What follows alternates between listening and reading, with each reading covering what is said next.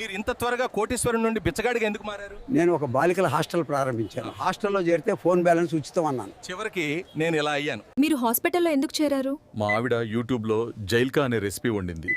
ఆ రాత్రి నేను 100 సార్లు బాత్రూమ్కి వెళ్లాల్సి వచ్చింది. నేను ఎందుకు ఫెయిల్ అయ్యావు? నా ముందు ఉన్న అమ్మాయి చదువుకోకుండా సినిమాకి వెళ్ళింది. ఈ రోజు మీ ఇంట్లో ఏ కూర వాసన వస్తుంది? ఈ రోజు మా ఇంట్లో మటన్ కర్రీ చేస్తున్నా. కార్తీక మాసం అయిపోయింది కాబట్టి మనం విందు చేసుకోవాలి. వావ్, ఈ బిర్యానీ చాలా బాగుంది, సువాసన అద్భుతంగా ఉంది, మటన్ కర్రీ కూడా చాలా బాగుంది. మనం తిందాం. నేను ఇంకా స్కూల్కి వెళ్ళాను. ఎందుకు వెళ్ళావు స్కూల్కి? నేను చదవను, పని చేస్తాను. ఫస్ట్ క్లాస్ చదివి ఏం పని చేస్తావు? నేను ట్యూషన్ చెప్తాను ఎల్కేజీ యూకేజీ పిల్లలకి. పిల్లలు మీరు అందరూ ఎందుకు హ్యాపీగా లేరు? అమ్మ నాన్న స్కూల్లో జాయిన్ చేస్తామంటున్నారు. మాకు ఇప్పుడే 5 years వచ్చాయి. సోషల్ మీడియాలో చాలా మంది సనాతన ధర్మం గురించి మాట్లాడుకుంటున్నారు. అబ్బాయి నువ్వేమంటావు?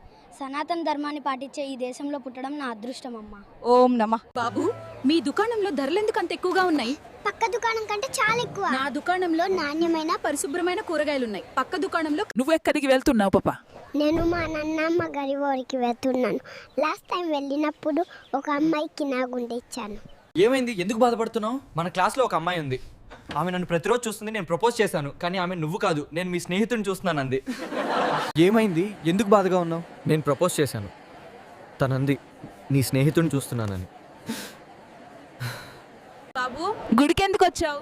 బడి కూడా గుడి లాంటిది అని టీచర్ చెప్పింది. అందుకే వెంటనే నిద్ర లేచి గుడికి వచ్చాను. ఇక్కడ చాలా బాగుంది.